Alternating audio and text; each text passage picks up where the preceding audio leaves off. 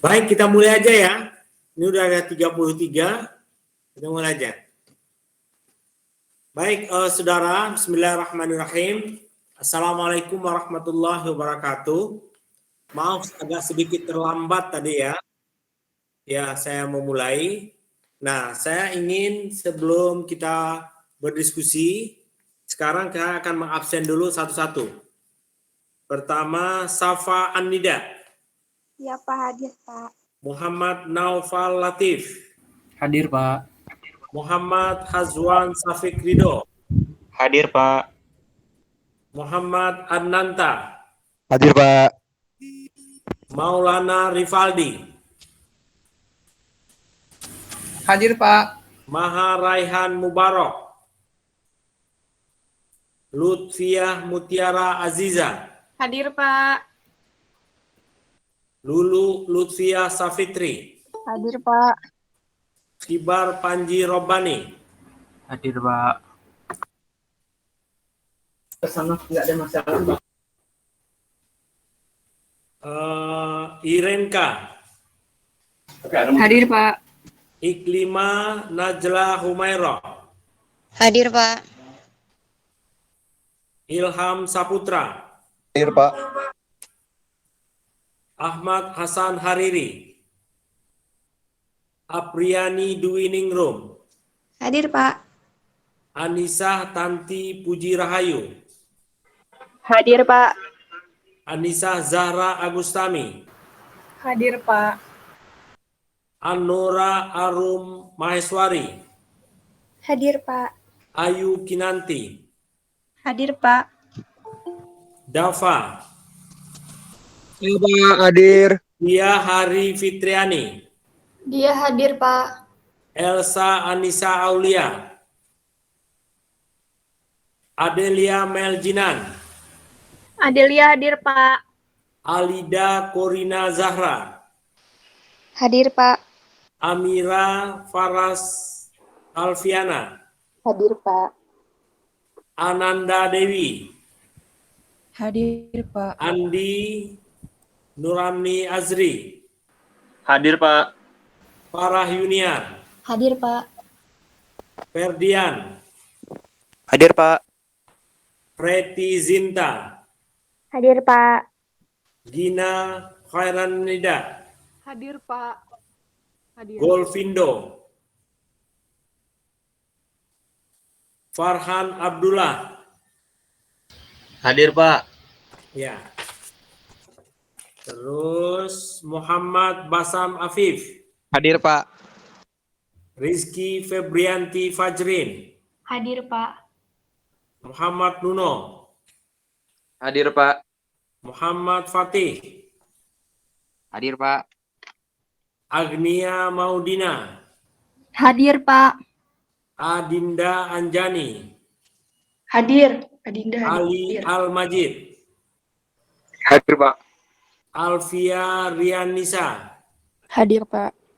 Baik, sudah hanya beberapa orang. Tadi ada 2 orang yang nggak nyaut ya. Baik, ya. Baik, silakan siapa yang presentasi hari ini? Ya, saya ingatkan hari ini topik kita itu tentang religion and violence ya. Kekerasan dalam agama begitu atau kekerasan agama. Nah, ada 3 poin yang sebenarnya kita harapkan bisa kita pahami dari topik ini. Poin pertama berkaitan apa itu kekerasan agama. Poin kedua adalah berkaitan dengan pandangan Durkheim tentang kekerasan agama. Begitu juga Weber dan Mannheim tentang kekerasan agama. Kalau di Mannheim ada yang khusus itu, dia mencoba membagi kekerasan agama itu pada dua bentuk penerapan dan bentuk keinginan atau cita-cita untuk mencapai tujuan suatu yang disebut dengan ideologi dan utopia. Itu saja yang kita pelajari hari ini. Silakan. Ya, baik. Assalamualaikum warahmatullahi wabarakatuh. Selamat siang pada Pak Yusron dan juga teman-teman sekalian. Pada siang hari ini, kelompok 6 akan membahas materi tentang kekerasan agama, yang mana poin-poinnya seperti yang sudah disampaikan Pak Yusron tadi.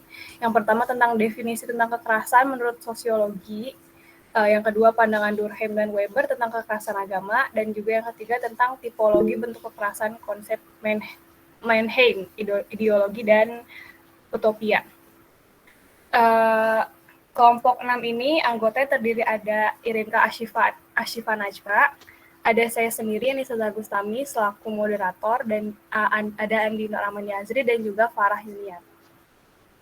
Selanjutnya, definisi kekerasan akan dijelaskan oleh Irinka Ashifa Najwa.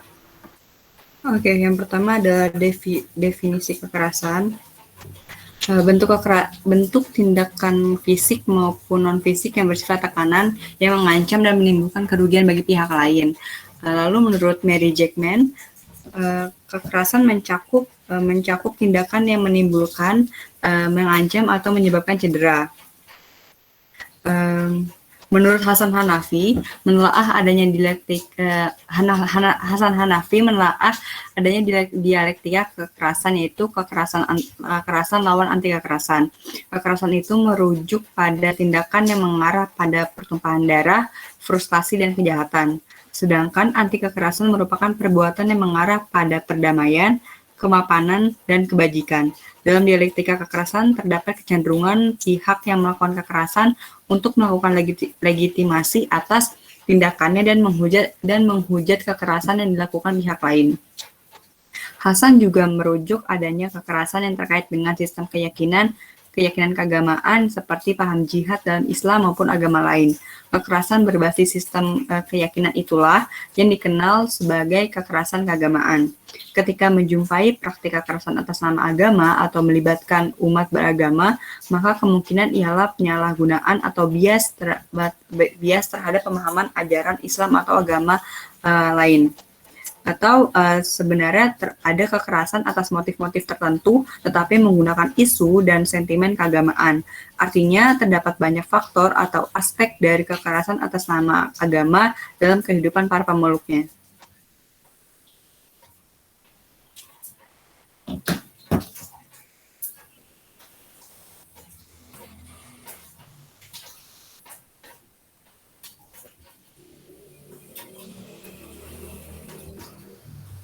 Di next mungkin, Ren.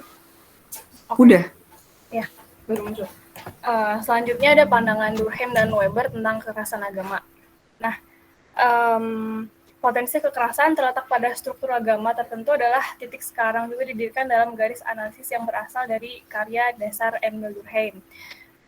Yang terkenal berargumen bahwa untuk komunitas peserta, agama membedakan yang sakral dari yang profan.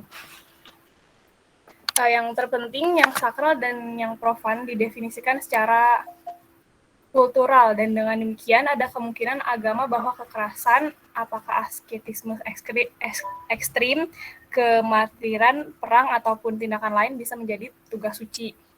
Lalu, Weber menganalisis hubungan antara agama dan politik dengan mengidentifikasi dua jenis dominasi politik melalui otoritas dan juga pemaksaan hierokratis atau suatu bentuk pemaksaan psikis yang dilaksanakan dengan mendistribusikan atau menolak manfaat agama. Dominasi Weber ini yang pertama ada pengakuan kontinuitas antara organisasi agama dan politik. Yang kedua, spesifikasi sumber yang berbeda dan potensi konflik antara otoritas agama dan politik. Akibatnya, berbagai kemungkinan hubungan dengan demikian diperoleh antara kekuatan sekuler dan agama. Ketika sebuah organisasi hierokratis menegaskan monopoli atas praktik keagamaan dalam wilayah tertentu, biasanya berusaha untuk mendefinisikan batas-batas otoritas politik, baik dengan memasukkannya sepenuhnya ke dalam teokrasi, seperti yang dilakukan Taliban di Afghanistan, atau dengan melegitimasi penguasa sekuler. Masing-masing resolusi ini menghasilkan situasi struktural serupa di mana legitimasi kekuasaan negara diselimuti agama dan perjuangan melawan negara cenderung dibingkai secara sakral dan atas dasar ini klaim untuk menjalankan otoritas atas pelaksanaan agama. Lalu menurut Weber juga agama di bawah monoteisme barat mengembangkan kemungkinan perang suci, yaitu perang atas nama Tuhan, untuk tujuan khusus membalas penistaan. Weber berpendapat bahwa hubungan perang suci dengan agama keselamatan adalah secara umum hanya hubungan formal, dan bahkan ortodoksi formal dari semua perjuangan agama ini sering meragukan keasliannya.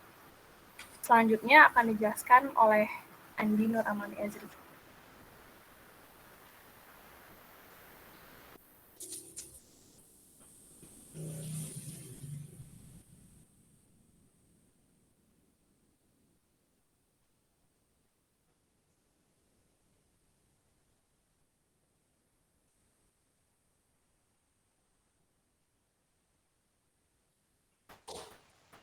Dimundur satu lagi, Ren, sebelum.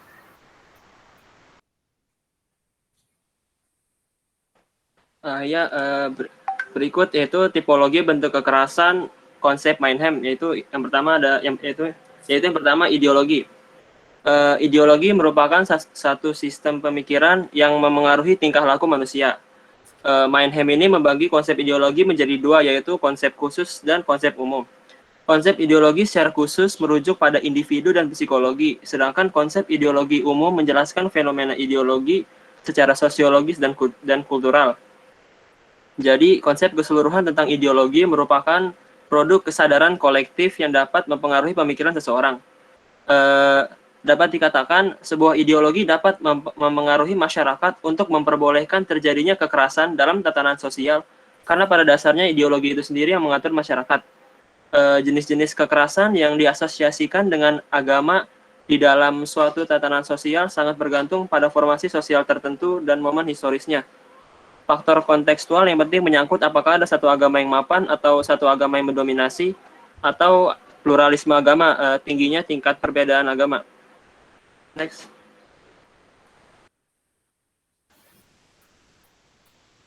Baik, selanjutnya ada tipologi bentuk kekerasan konsep Meinhem, utopia. Bagi Meinhem, utopia adalah sekelompok orang yang mencoba untuk merusak tatanan sosial yang sudah mapan. Mereka mengklaim bahwa tatanan sosial yang sudah ada, sistemnya itu tidak ideal dan ingin membuat sistem yang lebih mapan daripada yang sudah ada.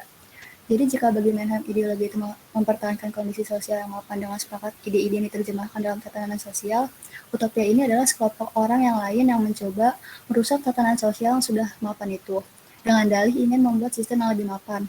Mereka mencoba merusak tatanan sosial yang sudah ada dengan mengklaim bahwa tatanan sosial yang sudah ada sistemnya itu tidak ideal, tidak bisa diterapkan, dan tidak bisa mensejahterakan masyarakat. Contoh dari utopia itu misalnya seperti ISIS yang ingin membangun negara berkepemimpinan Islam ke beberapa negara. Di sini ISIS merusak tatanan sosial yang sudah ada dan ingin menggantinya dengan tatanan yang baru. Meinhem menekankan utopia tidak boleh dianggap sebagai fantasi yang tidak dapat dijalankan, melainkan sebagai proyek yang tidak dapat direalisasi hanya selama tatanan sosial mapan tertentu dipertahankan. Artinya itu utopia bukan nggak bisa direalisasiin, tapi bisa direalisasiin jika tatanan sosialnya itu nggak dipertahankan. Contohnya Indonesia. Indonesia itu kan mempertahankan ideologi Pancasila. Terus kalau misalnya Indonesia nggak mempertahankan Pancasila, maka utopia dari jihad Islam ini tuh bisa aja masuk ke Indonesia. Sedangkan kalau dipertahankan berarti utopia itu nggak bisa direalisasikan karena ada tatanan sosial yang dipertahankan. Next. Ya, baik. Sekian presentasi dari kelompok 6. Sekarang akan dibuka sesi tanya jawab untuk 3 penanya terlebih dahulu. Yang ingin bertanya silakan. Saya mau nanya dong. Ada Nova Latif. Saya mau nanya dong. Sebentar. Tadi ada Nova Latif sama Nuno Artama yang udah raise hand. Coba silakan kepada Nova Latif pertanyaannya. Muhammad Nova Latif ya. Iya, betul Pak.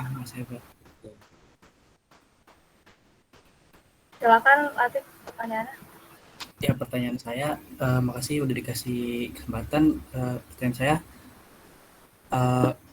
kekerasan agama di sini yang dimaksud itu yang menyimpang atau yang hanya mengatasnamakan agama seperti membela agama, seperti misalkan Rasulullah nih dalam perang menyebarkan agama itu kan mengatasnamakan agama. Apakah itu termasuk dalam peperangan seperti perang salib dan lain-lain? Apakah yang menyimpang seperti ISIS tadi? Terima kasih. Ya, baik. Terima kasih atas pertanyaannya Latif. Sekarang yang sudah raise hand tadi ada Muhammad Nur Artama juga. Silakan untuk pertanyaannya. Oke, yang kedua siapa? Farhan. Muhammad Nur Artama tadi Pak udah raise hand. Oh, Muhammad Nuno Artama ya? Iya, baik. Iya, silakan.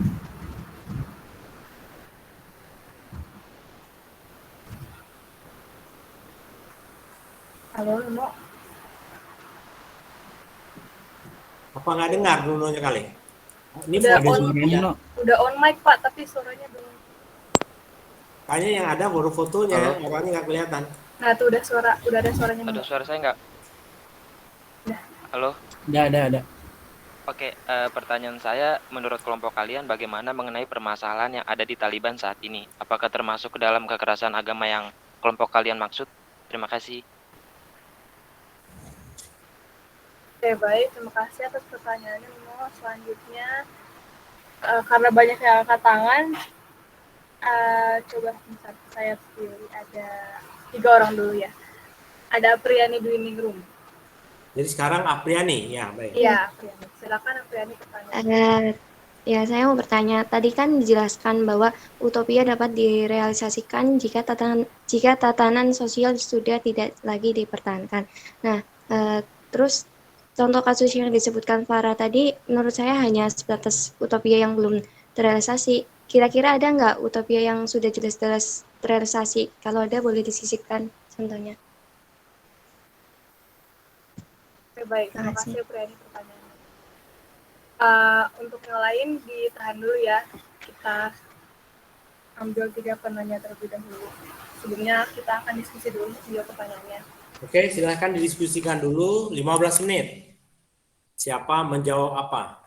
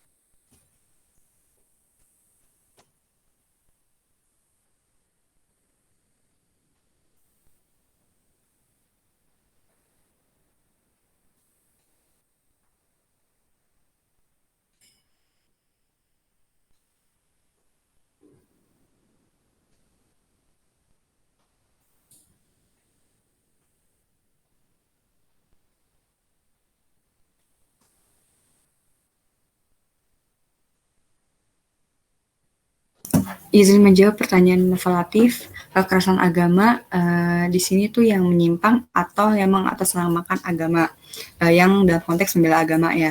Dari penjelasan yang tadi kita sudah paparkan, kekerasan agama di sini yang kita jelaskan itu masuknya ke yang menyimpang, karena tadi yang sudah dijelaskan sama Farah dan juga ke sama siapa tuh Andi.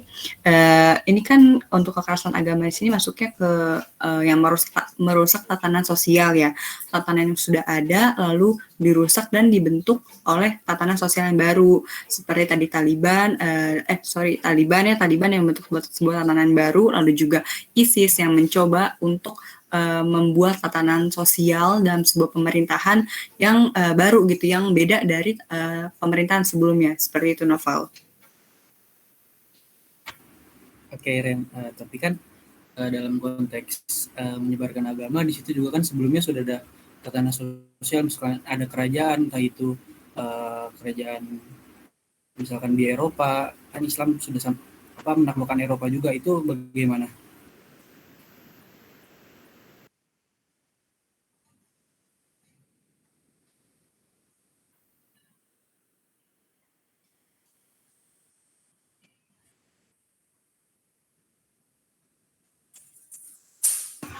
Oke, tadi yang pertanyaannya lagi terkait ini ya, penaklukan Islam ke Eropa gitu, Val.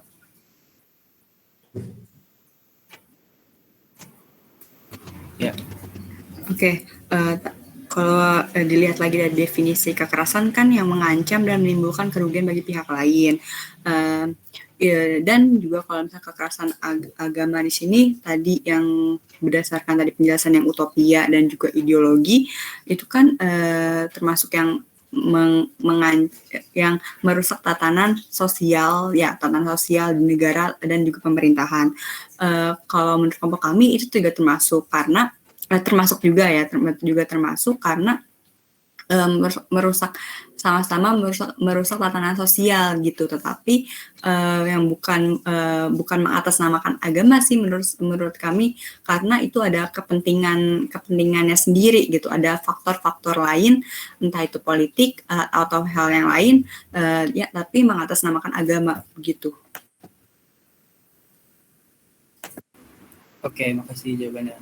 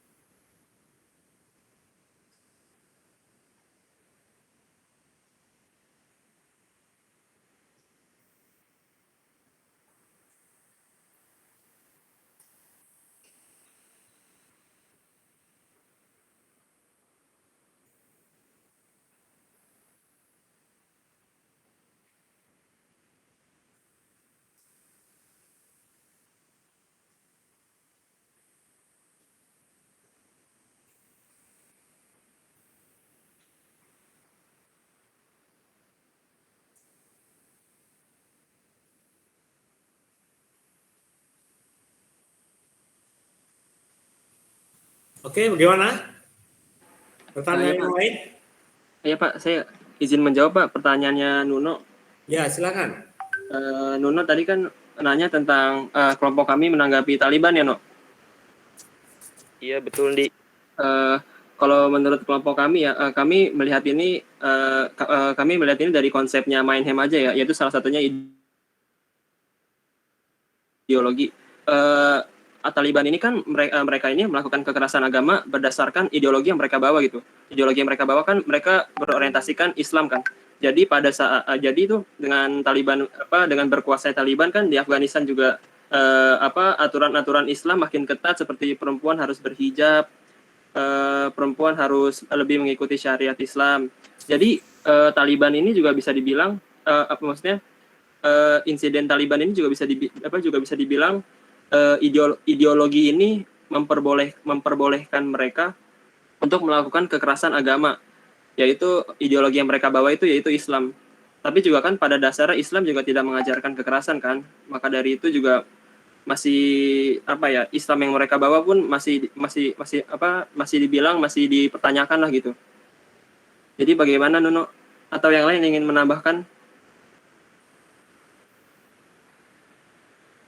Berarti poin pentingnya bahwa yang dilakukan di Taliban itu termasuk kekerasan agama ideologi, Andi. Iya, No. Kelompok kami sih melihatnya seperti itu. Oke, makasih Andi atas jawabannya. Iya, sama-sama, No.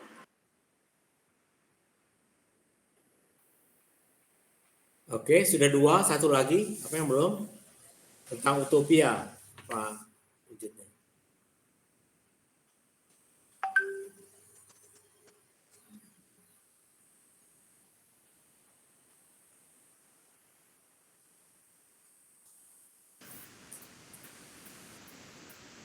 Baik, saya akan menjawab pertanyaan dari Apriani. Tadi Apriani bertanya, ada gak contoh lain dari utopia yang udah terrealisasi? Jadi contoh lain dari utopia yang direalisasikan itu misalnya kayak Taliban, di mana mereka itu bangun negara dari ideologi yang udah mereka punya. Ideologi yang mereka bawa itu berorientasi Islam, karena tadi udah dijelasin sama Andi barusan, di mana aturan-aturan Islam itu semakin ketat. Yang lain mungkin ada yang ingin menambahkan?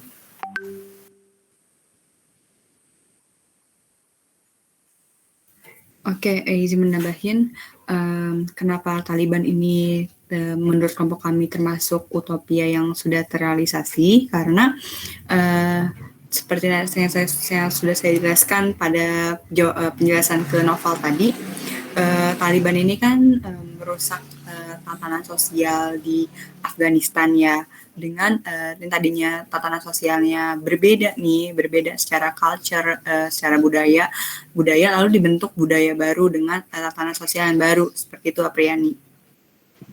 Baik, terima kasih atas jawabannya Farah dan Irenka.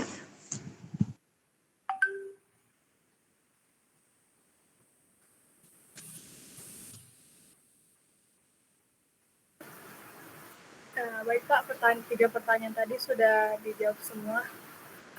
Masih ada yang resen, apakah dilanjut atau bagaimana Pak? Saya kira cukup ya. Saya tambahkan penjelasannya. Oh iya, baik Pak. Saya tutup dulu ya Pak. Ya. Ya baik, terima kasih kepada teman-teman yang sudah bertanya. Sekian presentasi dari kelompok 6. Terima kasih. Wassalamualaikum warahmatullahi wabarakatuh. Waalaikumsalam. Oke, kita berikan apresiasi untuk penyaji dan teman-teman semua pada diskusi kali ini.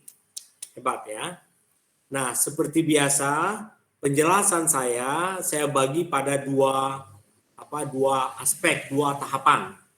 Tahapan pertama mencoba menambahkan jawaban atas penjelasan saudara. Tahap kedua nanti saya akan jelaskan inti dari topik ini, semacam review gitu ya. Nah, saya mulai dari yang pertama. Pertama tadi menjawab pertanyaan tentang tentang yang dimaksud apa yang dimaksud dengan kekerasan agama di sini begitu ya. Ya, apa yang dimaksud? Nah, tentu saja ini saya perlu jelaskan saudara, itu ketika berbicara tentang kekerasan agama itu ada 2 cara pandang. Bagaimana melihatnya begitu. Gitu ya. Cara pandang melihat pertama bahwa melihat bahwa fenomena kekerasan agama itu adalah merupakan sebuah pandangan yang mengatakan salah tafsir terhadap pandangan agamanya. Itu cara pandang pertama melihatnya. Jadi itu lebih masalah penafsiran. Nah, apa argumen yang dibangun dengan cara pandang pertama ini? Seperti yang Anda jelaskan tadi, argumennya adalah bahwa agama itu mengajarkan perdamaian, bahwa agama itu mengajarkan toleransi, bahwa agama itu mengajarkan kedamaian, kesejahteraan untuk semua. Tapi kenapa kok prakteknya terjadi kekerasan agama ini? Maka itu adalah sebabnya karena salah tafsir terhadap teks-teks agamanya. Itu cara pandang pertama. Nah, cara pandang kedua justru tidak begitu. Cara pandang kedua melihat bahwa ini memang kekerasan itu bagian intrinsik dari agama. Jadi sesuatu yang melekat dalam agama. Apa buktinya? Nah, ini para sosiolog, para ilmuwan menjelaskan buktinya setiap agama pasti ada semacam ritual-ritual kekerasan. Pasti. Nah, apa contoh-contohnya ritual keagamaan itu? Misalnya Yesus disalib. Itu adalah bentuk kekerasan menurut para ilmuwan. Nah, itu sebagai bentuk penebusan dosa. Jadi upacara-upacara keagamaan itu memiliki ritual-ritual kekerasan. Nah, apalagi contohnya itu misalnya dalam agama Islam misalnya, ketika puasa itu adalah bentuk kekerasan juga. Jadi berbagai praktek, apalagi tadi disebutkan peperangan, martir, itu adalah bentuk kekerasan dalam agama. Nah, jadi ini cara pandang kedua. Nah, tampaknya para sosiolog yang kita tampilkan di sini, baik Durkheim, Weber, dan Mannheim, melihat ini semua adalah dimensi kekerasan agama.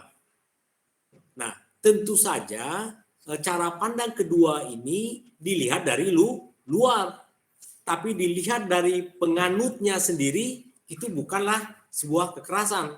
Mengapa? Karena itu bagian dari keyakinan keagamaannya, bagian dari ajaran keagamaannya, sehingga normalisasi kehidupannya itu berjalan seperti biasa.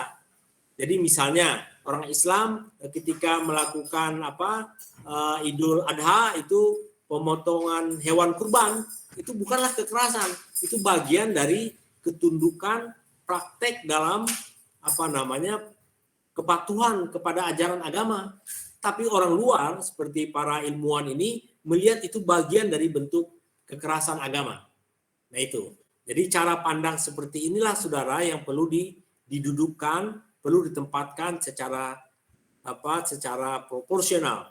Nah dalam konteks itu, jadi ketika tadi Anda mencontohkan misalnya Taliban melakukan praktek-praktek agamanya secara ketat, melakukan perubahan-perubahan secara yang apalagi contoh utopia begitu. Nah, dari keyakinannya dia dipandang melaksanakan ajaran agamanya. Cuma dari luar, orang luar melihat itu sebagai sebuah kekerasan. Nah, jadi dalam pengertian ini para ilmuwan, para sosiolog melihat semua peristiwa kekerasan yang berkaitan dengan keagamaan itu adalah namanya kekerasan religion in violence, gitu kan? Kekerasan dalam agama. Itu mereka melihat secara umum. Tapi bagi penganut agamanya itu dipandang sebagai bentuk kepatuhannya terhadap ajaran agamanya. Kalau tadi Anda menyebut juga konsep jihad, sebenarnya ada perang juga. Kalau mengikuti konsep Mannheim ini kan ada suatu kolonialisasi begitu kan. Nah, itu yang peperangan itu adalah semacam kekerasan juga dalam rangka ekspansi penyebar luasan agama. Tuh. Nah, kemudian yang kedua, tadi contoh tentang utopia. Anda menyebutkan itu Taliban. Nah, saya ingin katakan saudara, konsep utopia ini itu adalah melihat konsep negara komunis. negara komunis itu adalah ingin mewujudkan masyarakat sosialis. Nah, oleh pihak luar melihat terwujudnya negara sosialis sama rata, sama rasa itu adalah sebuah utopia. Apa-apa suatu cita-cita, suatu tujuan yang hampir sulit untuk bisa diwujudkan. Saking sulitnya mungkin tidak pernah terwujud. Tapi orang yang menganut paham itu yakin suatu saat akan terwujud dengan langkah-langkahnya. Jadi ini apa artinya? Orang luar memandang perjuangan, pergerakan satu komunitas, satu bangsa itu adalah sebagai utopia, tapi bagi masyarakat yang bersangkutan tidak utopia. Jadi memang untuk mencari contoh lain ya susah juga gitu ya.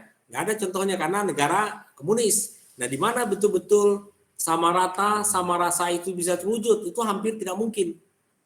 Walaupun kita menemukan negara-negara sosialis misalnya, tapi tetap saja tidak ada sama rata itu, sama rasa itu. Nah, ini yang disebut dengan utopia.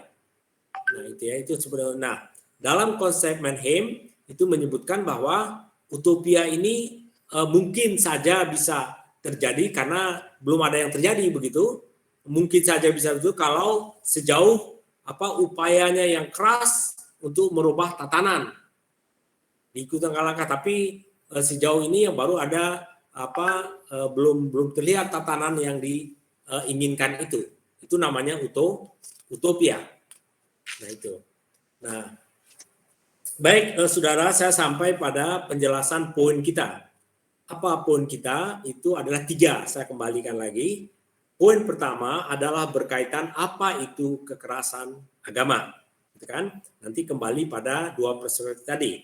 Nah, tentu kita harus definisikan dulu. Ini menurut Mary Jackman mengatakan bahwa kekerasan itu adalah tindakan yang merupakan ancaman, yang menimbulkan cedera, tindakan kekerasan yang baik secara fisik, tertulis ataupun verbal, yang mungkin menimbulkan cedera fisik, psikologis maupun materi dan secara sosial.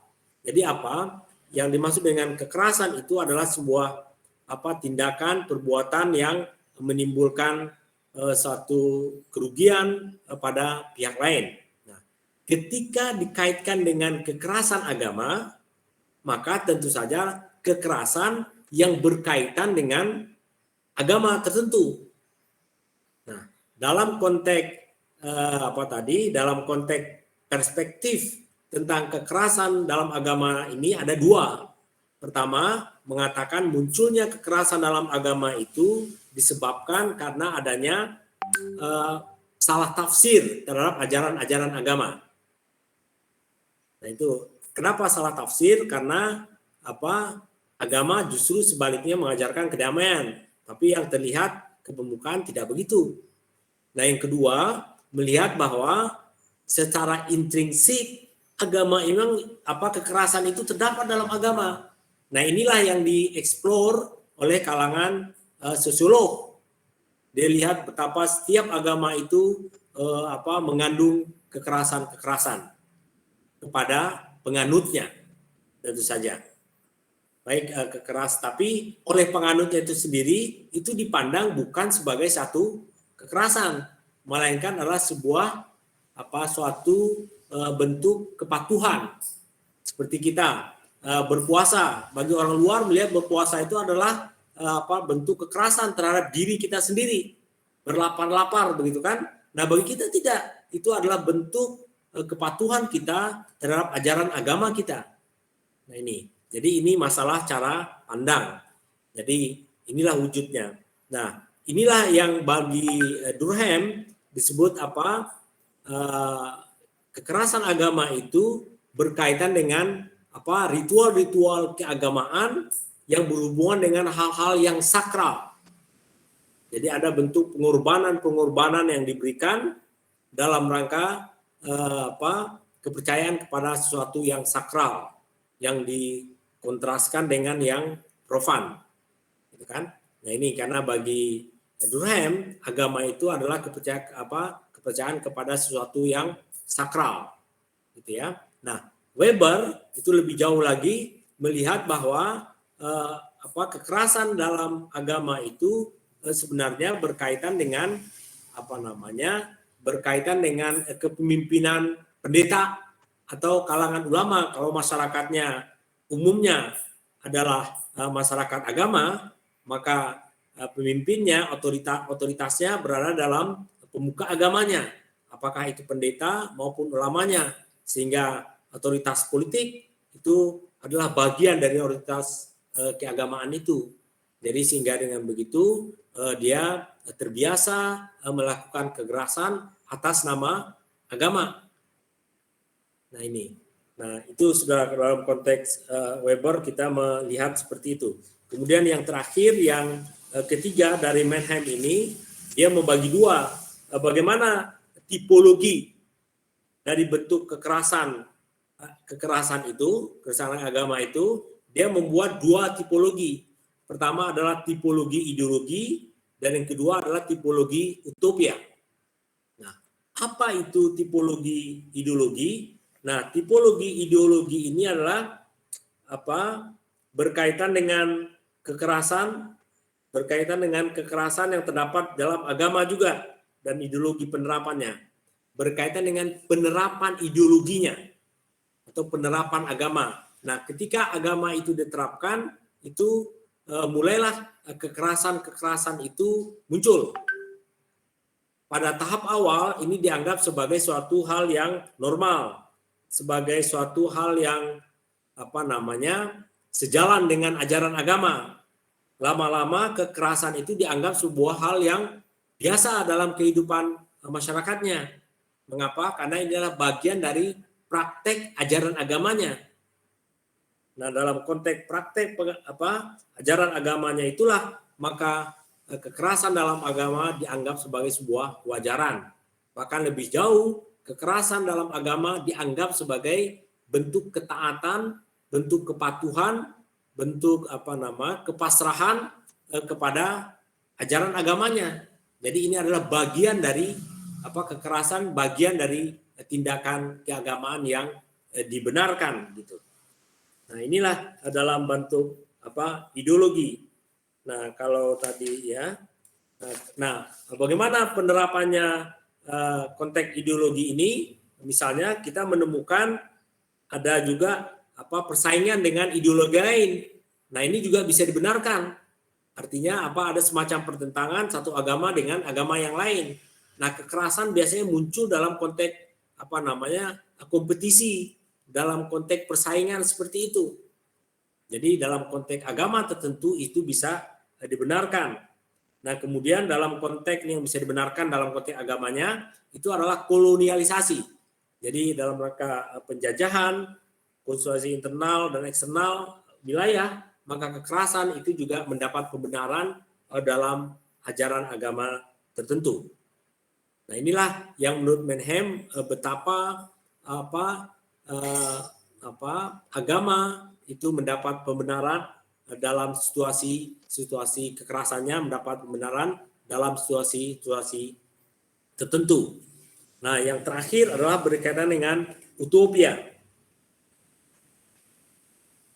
Apa yang dimaksud dengan tipologi utopia ini adalah bagaimana kekerasan agama yang dilakukan berupaya untuk mengubah suatu tatanan sosial yang semula sudah menghegemoni dan sudah menjadi tipe ideal masyarakat. Jadi dia ingin membalikkan suatu tatanan sosial yang sudah mapan. Misalnya tatanan masyarakat kapitalis yang sudah mapan ingin dibalikkan menjadi tatanan sosialis. Nah, oleh para kapitalis tentu saja ini dianggap semacam utopia.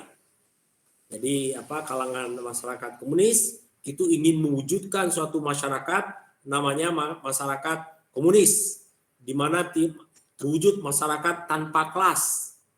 Nah, tanpa kelas semua adalah sama rata dan sama rasa. Nah, bagi masyarakat yang tidak komunis ini dipandang semacam utopia yang tidak mungkin terwujud. Nah, inilah yang disebut utopia namanya. Nah, dalam konteks ini maka kalau di sini melihat bahwa mungkin saja ini bisa terwujud kalau kekuatan agama, kekuatan ideologi begitu kuat menekan dan sistematis dan juga akan berhasil. Tapi sejauh ini dalam konteks masyarakat komunis yang mewujudkan masyarakat tanpa kelas itu hampir tidak pernah terwujud. Justru dalam kita belajar stratifikasi sosial misalnya yang terjadi adalah seperti itu. Masyarakat berkelas-kelas sesuai dengan strata-strata tertentu. Nah, inilah saudara poin-poin penting kita dalam konteks religion and violence ini, di mana kita melihat begitu luasnya perspektif tentang kekerasan agama ini. Nah, tentu kalau dalam konteks pertama misalnya, kalau terjadi kekerasan agama sebagai masalah penafsiran, tentu ini aspek pendidikan bisa berperan dalam memberikan penafsiran, dalam memberikan pemahaman tentang kesalah tafsiran ini. Tapi dalam konteks yang intrinsik tadi itu tentu agak sulit itu bisa, karena itu adalah bagian dari ritual-ritual keagamaan, bagian dari ajaran-ajaran agama yang itu juga bukan hanya keluar tapi lebih pada penganutnya sendiri, kekerasan yang terdapat dalam penganutnya. Kalau dalam perspektif orang luar gitu kan lihat ya. Nah, inilah saudara poin-poin penting yang perlu kita ketahui. Intinya bagaimana perspektif sosiologis dalam melihat kekerasan dalam agama ini, bukan sekedar kekerasan dalam salah tafsir terhadap ajaran agama tertentu. Begitu ya. Ya, inilah saudara, saya kira cukup pertemuan kita hari ini tentang itu. Nah, tentu bagi kenapa disebut kekerasan agama ini, yang melihat adalah orang luar, tapi bagi penganutnya, karena itu adalah bagian intrinsik dari agamanya, itu tidak dipandang sebagai sebuah kekerasan. Tapi pihak luar melihat itu sebagai suatu kekerasan begitu.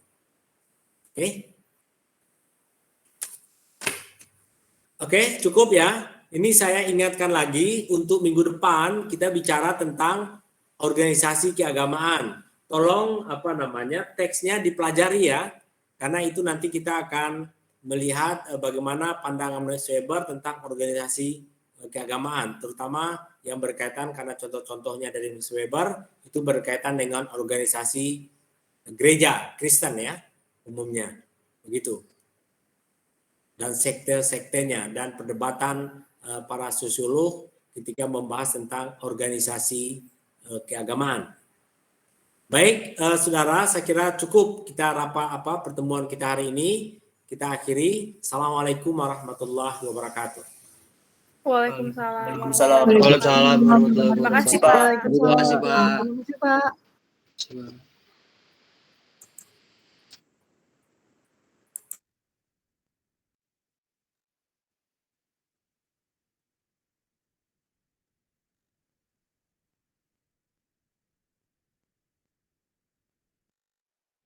Robi, gimana Robi?